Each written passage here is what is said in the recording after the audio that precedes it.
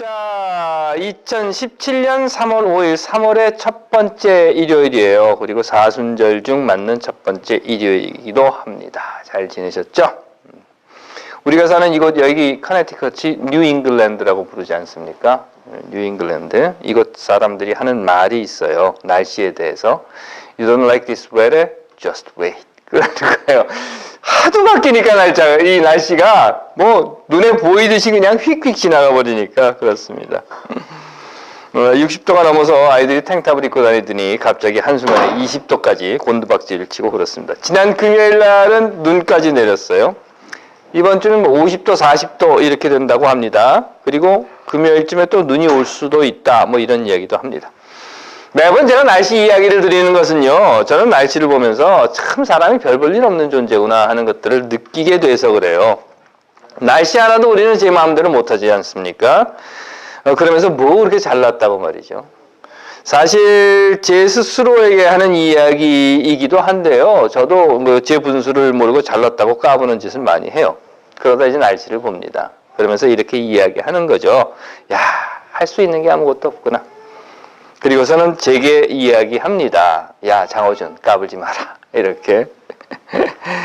날씨는 우리에게 겸손해질 수 있는, 아니, 겸손해지게 해주는 계기로서 가장 가까이에서 만날 수 있는 것이 아닌가 하는 생각을 합니다. 날씨. 날씨 보고 좀 겸손해집시다. 기도할게요. 하나님, 세상을 살면서 머리를 숙일 줄 아는 우리들이 되게 하옵소서. 아멘. 2017년 3월 5일. 세상에는요, 참 많은 일들이 있어요. 물론 어떤 것은 나와 직접 관계되지 않는 일들도 있습니다. 하지만 어떤 것들은 직접 나하고 관계가 돼요. 그래서 우리를 근심하게 만드는 일들이 있습니다. 걱정하게도 되고. 먹고 사는 것, 걱정해야죠. 학업, 직장, 뭐 아이들 자라는 것, 자동차 할부금, 집 렌트피 내는 것, 전기료. 그런가 하면 박근혜 탄핵 심판이라든가 트럼프의 이민 정책 걱정하게 만들죠.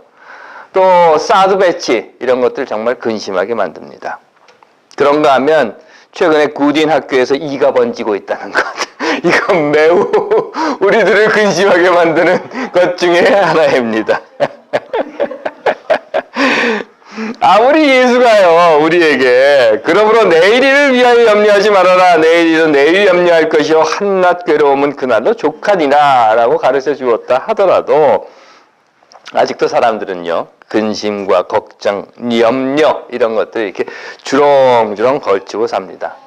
더구나 하나님을 믿는다고 하면서도요. 하지만 이거 한번 생각해 보세요. 정말 내가 하나님을 믿는다면, 그리고 내가 하나님 안에 있다라고 하는 확신을 가지고 있다면, 아니 정말로 내가 하나님의 뜻에 따라 살고 있다면 그래도 걱정을 이렇게 많이 해야 하는가 하는 겁니다.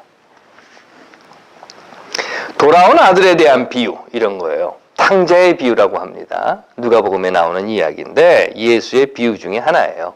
잘 아시는 대로요, 둘째 아들은 그 아버지에게 재산을 떼어달라고 해서 막 떼를 써요. 결국은 아버지가 재산을 떼어줍니다. 그러자 그 돈을 싸들고 나갔어요. 물론 다 탕진했죠. 그리고 나서 다시 돌아옵니다. 그러자 그 아버지가 그 아들을 맞아준 거예요. 그런데 그 모습을 보고 있었던 큰아들이 있습니다. 첫째 아들.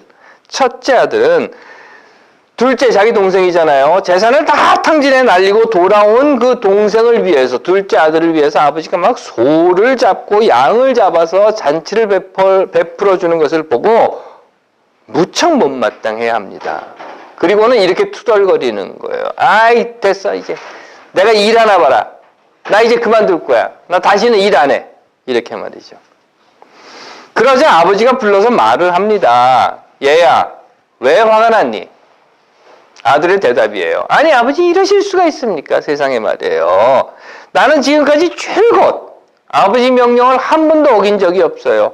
아버지 뜻에 따라서 열심히 일을 했고 언제라도 항상 아버지의 재산을 불리기 위해서 이렇게 노력을 했는데, 그런 내게는 염소 한 마리라도, 아니 염소 새끼 한 마리라도 주어서 같이 놀고 먹자 이렇게 해보신 적이 있으십니까? 없잖아요.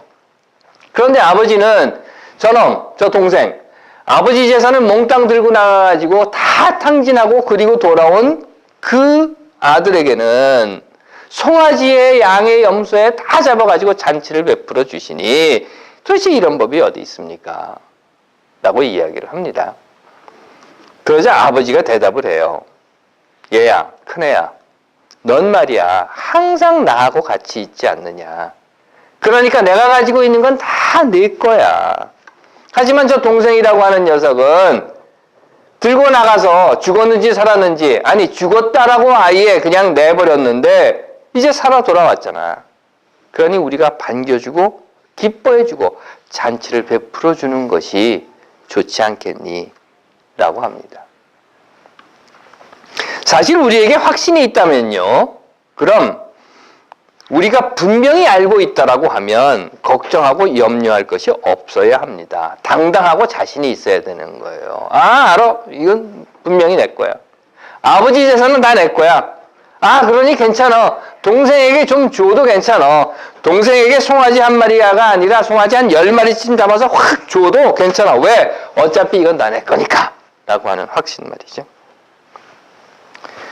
그런데 그렇지 못합니다. 그런 확신이 사실은 우리는 그렇게 분명하게 갖고 있지를 못해요. 그러다 보니까 속상해하고 미워하고 서운해하고 화를 내고, 아니 그런 쪽으로 먼저 마음이 가는 겁니다. 그러면서 하나님에게 이렇게 투덜거리는 거죠. 하나님은 왜 내 소원은 안 들어주십니까? 이 말은 하나님은 다른 사람 소원은 다 들어주면서 왜 내 소원은 안 들어주십니까? 하나님은 왜 나만 미워해요? 라고 한다는 것입니다. 그러다 보니 하나님께서 만드신 이 아름다운 세상, 물이 흐르도록 강을 만드시고 나무가 자라도록 숲을 만드시고 물고기가 자라도록 모래톱을 만드신 하나님, 그 하나님을 믿는다고 하면서 그것도 교회의 원로인 장로라고 하는 이명박이 사대강을 딱 막아버리고 살아있는 물들을 죽여버리는 겁니다. 확신이 없다 보니까. 고아와 과부 나그네를 학대하지 말아라 라는 하나님의 말씀을 믿고 듣고 따른다라고 하는 트럼프가 반이민 정책을 펼쳐서 불법 체류자들, 즉 나그네들이란 말이죠. 그 나그네들에 대한 검거와 추방을 명령했다라고 하는 것. 왜 그렇습니까? 간단한 이유예요. 앞에서 말씀드린 것처럼 확신이 없으니까 불안해서 그런 겁니다. 그러다 보니까 믿음은 여기에 있어요. 이건 믿음인 거예요. 그리고 삶은 저쪽에다 갖다 딱 둡니다. 그리고 믿음과 삶이라고 하는 것을 싹 분리시켜 놓습니다. 그 결과 교회 안에서는 이렇게 하고 교회 밖에서는 저렇게 하고, 교회 안에서는 존경받는 신앙인, 하지만 교회 밖에서는 임금체불하는 업주, 교회 안에서는 은혜 충만한 지도자, 하지만 교회 밖에 나가면 교회 헌금 횡령해 먹는 범죄자, 교회 안에서는 사랑이 넘치는 신앙인, 하지만 교회 밖에 나가면 사람 때리는 조폭, 이렇게 돼버리고 만다는 겁니다. 하지만 말씀드린 것처럼 우리가 하나님을 믿는다면 이건 잘못이죠.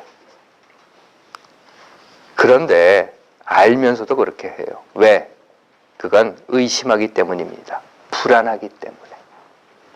그래서 아버지를 의심하고 있는 큰아들은 불안한 거예요. 나는 열심히 일해서 아버지의 재산을 매일같이 이렇게 불려놓고 있는데 동생이라는 놈은 어느 날 갑자기 들어와가지고 실컷 자기 재산 다 팔아먹고 다시 돌아와가지고는 아버지의 것을 아니 내 것을 다 빼앗아갈까 봐라고 하는 그 두려움 때문에 아버지의 것은 다 내 것이라는 확신을 갖기보다는 아니 정말 아버지의 것이 다 내 것일까? 라고 하는 의심이 들기 때문에 그래서 궁리를 하는 겁니다. 이거 아닌가 봐. 이러다가 내 거 다 뺏기는 건가 봐. 이거 내 거 아닌가 봐. 그렇다면 나는 나대로 살 궁리를 찾아야지. 아버지는 아버지대로, 나는 나대로, 믿음은 믿음대로, 삶은 삶대로 내 살 길 내가 찾아야지 하는 행동들을 하게 된다는 겁니다. 하지만 세상을 살면서 사실 우리는 그런 모습들을 많이 봅니다. 아니 늘 우리 삶 속에 함께 하고 있고 늘 우리의 삶과 부딪히는 겁니다.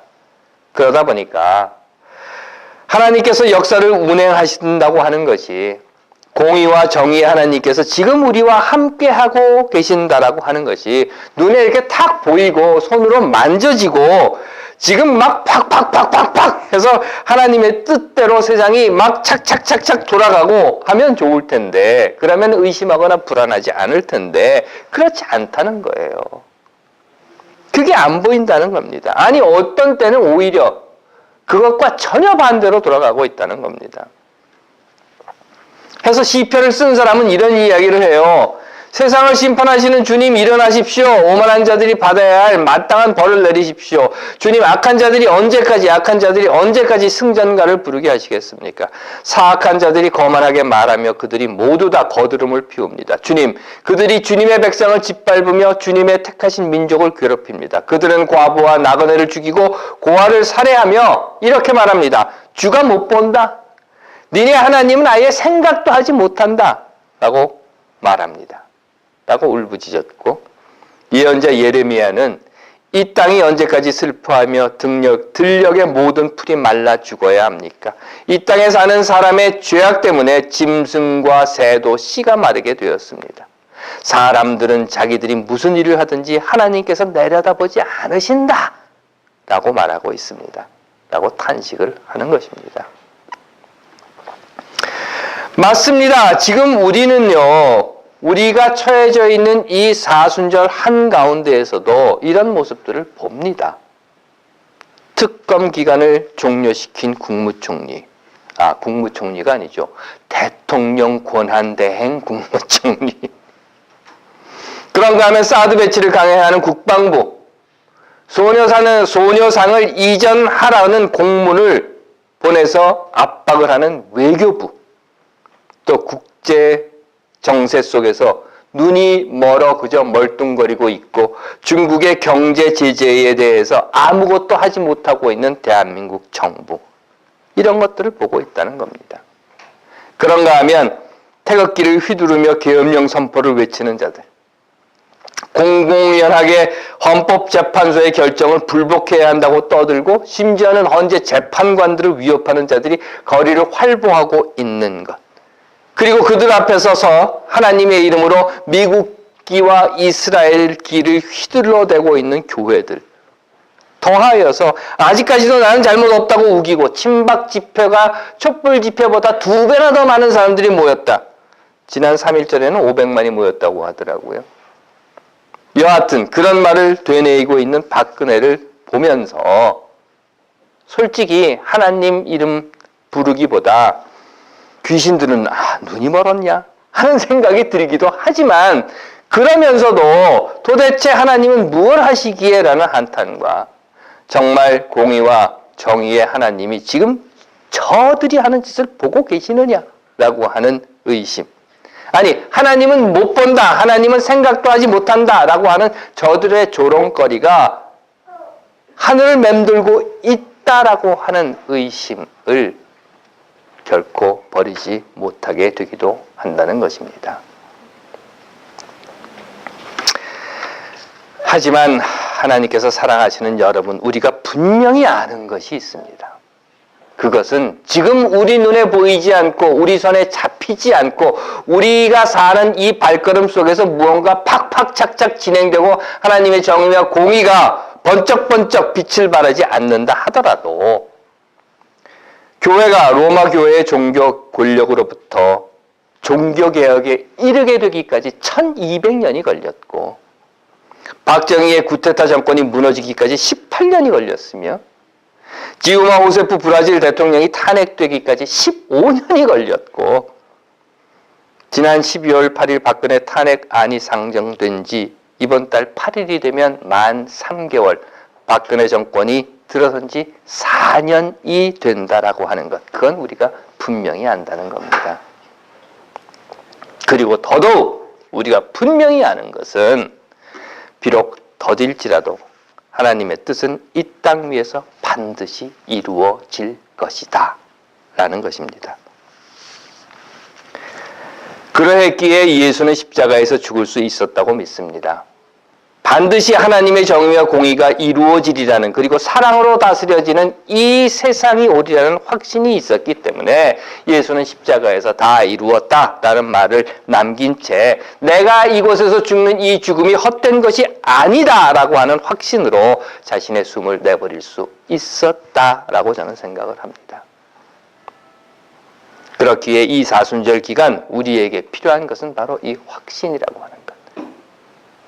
그 큰아들에게 필요했던 것처럼 아버지의 것은 다 내 거야 라고 하는 확신인 것처럼 하나님의 뜻은 반드시 이루어진다라고 하는 확신이라고 하는 것. 하나님께서 사랑하시는 여러분, 이번 주중으로 박근혜 탄핵 소추안이 헌법재판소에서 결정을 받게 됩니다. 사실 모릅니다. 그렇죠? 날씨조차도 제대로, 아니 제 마음대로 하지 못하는 우리들인데 어찌 알겠습니까? 하지만 믿읍시다. 확신합시다. 반드시 탄핵이 인용되리라는 확신. 하지만 그보다 더 나갑시다. 왜? 우리는 하나님을 믿는 사람들이니까.